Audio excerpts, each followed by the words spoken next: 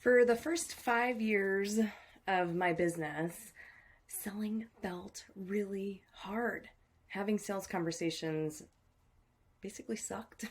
It was never fun. It never felt good. It always felt like it was a slog. I was trained to find the pain points, squeeze the lemon on the wound, dredge up all the things, make the people see that I was the solution they needed and that there was no other way they were going to meet the promised land and find it without my help.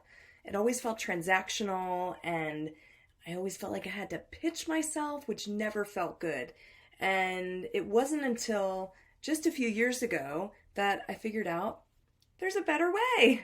It can be easier. Selling can actually feel good and generative and not like selling at all.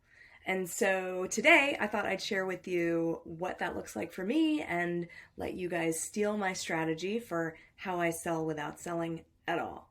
My name is Amy Burks, and I help purpose-driven founders and brands to scale without sacrifice. So when it comes to sales conversations, of course, there's lots of different methodologies and philosophies around how you might go about doing them. I mentioned some of them in the ways that I used to try to do it when it felt like it was awful and hard and not fun, and maybe some of you are familiar with this. The reason why I decided to record this video today is because I was having a conversation with an entrepreneur friend last week who was saying that it's really hard. It feels so awful. And she's been spending all this time trying to memorize this sales script so that she can get it right and up her conversions. And as I heard those words, sales script, I thought, oh my gosh, this is what's wrong with the industry. All industries is that we feel like we have to script our conversations. And so I'm going to share the framework for how I do my sales call conversations, but I'm also going to give you 3 suggestions for baseline, foundational, philosophical things to think about as it relates to your business development, relationship management, and sales in general. So number 1, when I'm selling, I'm never selling. It always just feels like service. And that's not to say that I show up on a phone call and I just give away all the goods and people get advice and they walk away and don't ever feel like they need to invest in me. To me, the conversation itself, being curious enough to ask the right questions, is a service. To me, it's about, what does this person in front of me need right now? And is that something that I can help with? Do they maybe need help with something else? Maybe they need one of my awesome colleagues that I can refer them to. Maybe it's that they just need a restaurant recommendation in San Luis Obispo, which I can also provide. So whatever it is that they need, my intention is always to just be of service, be curious, and ask questions that are going to help figure out what it is that they need to get where they want to go next. So that's number 1. I serve rather than selling. Number 2, you have to be unattached to the outcome of those conversations. Otherwise, it feels like it's very transactional. This conversation must yield a new client. When you can show up unattached to the outcome, but really energetically unattached, like, it's okay with me if we don't work together because I have trust and faith that the universe is abundant and that I'm going to find a client in other ways, or that me showing up here in service of you right now is going to lead to other business in other ways down the road. So having that trust and that unattachment is really, really important because it lays the foundation for you to be able to then do number 3, which is to be genuinely curious and not in a manipulative way. That is, I think, what's different about the way that I'm going to share my structure for doing sales calls, and what most sales trainers will tell you is they say be curious, do ask lots of questions. When I was learning how to sell, I learned on a used car lot. And my sales manager said, so here's what you're going to do. You're going to ask as many questions as you can. You're going to be as curious as possible, which I agree with. But then he followed it by saying, so that you can load your gun with all these bullets, and then you're going to shoot them later when it comes time to ask them to buy the car, because now you've loaded your gun with all these bullets of all the things that they said that they need and they want, and then you're going to just shoot them. And I'm like, I don't want to shoot anybody. I don't want to kill anybody. I just want to be helpful. And so in the curiosity for me, right? I'm just genuinely curious. I love talking about business. I love hearing about people's business models and being curious about how I might help them make it simpler, how they might get more freedom and time to themselves, how they might generate a bigger impact and more revenue for their business. All of those things I'm just wildly curious about that. So I'm genuinely curious. I have lots and lots of questions about it. So the non-attachment creates the opportunity for you to have genuine curiosity. So all that said, right? So serve, don't sell, be unattached, be genuinely curious. Then in the framework of how you're going to have the conversation, it's going to sound pretty similar to most of the sales training that you have probably read or heard about or, been trained on in the past, with the exception of the last 10%.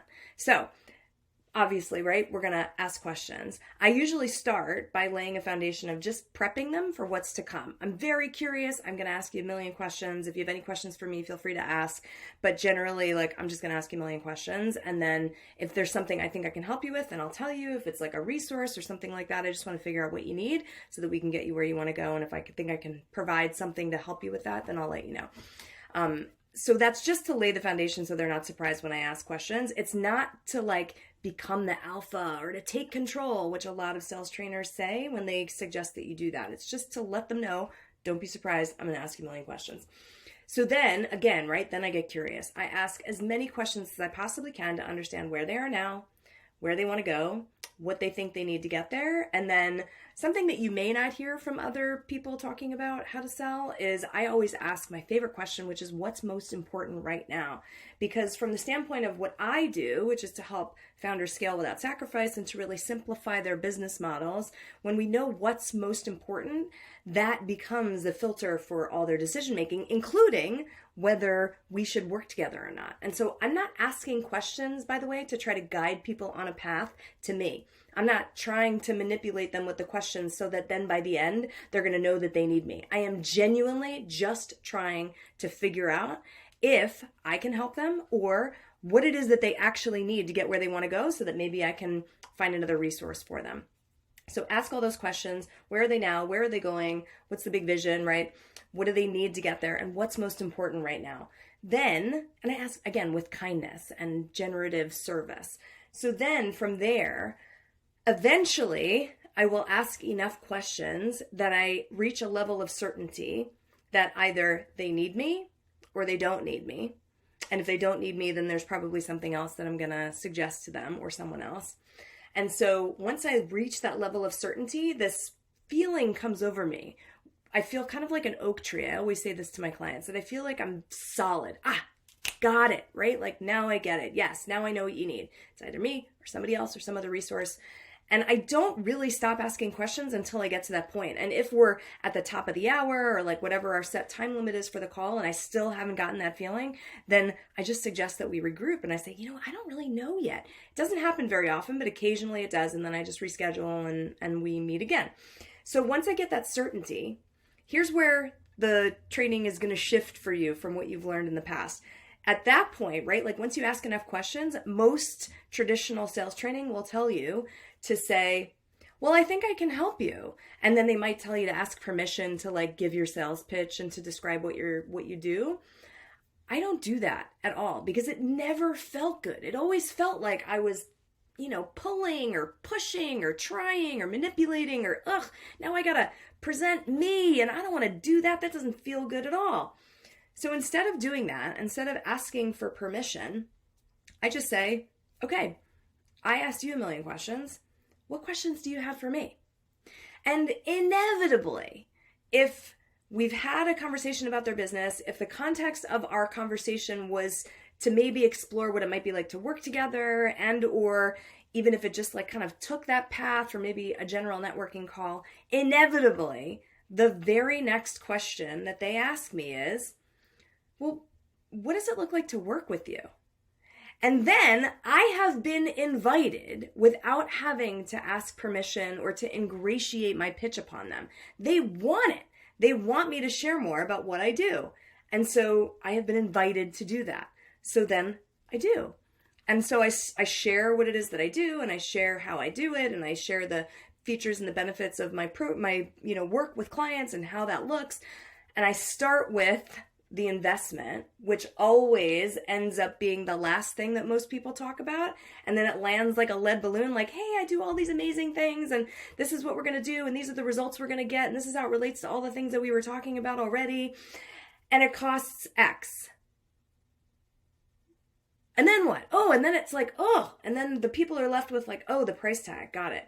So I lead with the investment. I lead with the dollar amount. I lead with what it looks like to work with me from an investment standpoint, and then end with all the benefits so that that's the last thing on their mind, and that's the last, and they've heard it, and then they can frame the value with all the things that I'm presenting thereafter, with all the ways that I'm going to help them simplify their business model and look at all their opportunities and help them create a focus so that they can scale and find the best strategy for them that's simple and easy so that they can free up time and do all those things, right? So lead with the price, end with the benefits, and then once that part is done, then I don't say, what do you think? None of that. I'm not even asking them to work with me. I just say, what else? What other questions do you have? And then if we're a good fit and if they need me right now, then they say inevitably something like, well, that sounds awesome. How do we start? And then we begin, and then the sale is made. And I never, ever once had to ask for the business. Now, sometimes they're not ready. Sometimes they have other logistical questions that I answer and then we get there. But sometimes they're not ready. And so what happens when they're not ready? Well, they might need to talk to a business partner or a spouse, or they might need to, timing might not be quite right because they've got a big launch coming up right now, or they're in the midst of something, or whatever. Whatever the reasoning is, I don't tend to talk to people anymore these days who are just like hesitant and like have veiled excuses for objections, but I'm not one to want to like push anybody anyway. I only want people to work with me when they really feel like they're ready. So if they're not, then I say, okay, cool. Or if they just need to like go and sleep on it, great, go, yes, do that. How much time do you need? Awesome, a few days, great. Let's put another call on the calendar and we'll regroup. I don't want to leave any open loops. I don't ever want it to be a situation where somebody is like off in the ether, doing their own thing, making a decision in a vacuum, and then I may or may not hear from them again. So we put another call on the calendar, and then I follow by saying, what questions do you think might come up for you as you're making the decision? Because then we can just answer them now. And so then if there are any like weird underlying objections that they haven't voiced, or something that they're worried about that they haven't mentioned yet, then then it just comes out, and then they just say, oh, well, I think I'm curious about this. And then I can answer the questions. And then sometimes that even like leads them to say, you know what, let's just do it. I don't need the time. Right. And other times we just get back on the phone, and then they become a client when they're ready. But that's the thing, right? When they're ready, it doesn't have to be this thing where we're pushing and pulling and manipulating and, it feels hard and, this sucks. It can be easier. It can be simpler. The framework works, and it feels good for everybody involved. My clients tell me all the time that it feels like they were never sold to, and that it always felt like this amazing process, and that they really love it. And so that's what I got for you. So start with those 3 tips, right? Be serve, don't sell, be unattached, and be genuinely curious. And then for the framework, set it up, just give them a quick preparation for what they can expect. You're going to ask a million questions, and then you're going to point them in the right direction. Then be curious, ask questions about where they are now, where they want to go, what they need, and what's most important to them. Then once you're done and you get that like oak tree feeling, level of certainty that you've figured it out and you know what they need, then ask them what questions they have. They will inevitably, if they really want to work with you and are your people and are the right ones for you, will inevitably ask you what it looks like to work with you. Then you tell them, lead with pricing, share the benefits, make it make sense to them based on all the things that they've already told you that they're looking for. And then say, what else? What other questions do you have? And then if they don't bite right away, if they're not ready, then just schedule another call right there when you're on the call. Okay, that is it. Hopefully this is helpful. What questions do you guys have? If you have any, please comment wherever this is posted, whether it's LinkedIn, YouTube, I don't know where it's going to be, and share them with me, or feel free to connect with me. You can find me at amyburks.com, A-M-Y, B as in boy, I-R-K, S as in Sam.com, or on LinkedIn at linkedin.com/strategy ninja. I hope this has been helpful. Have an amazing day and enjoy serving, not selling. Bye.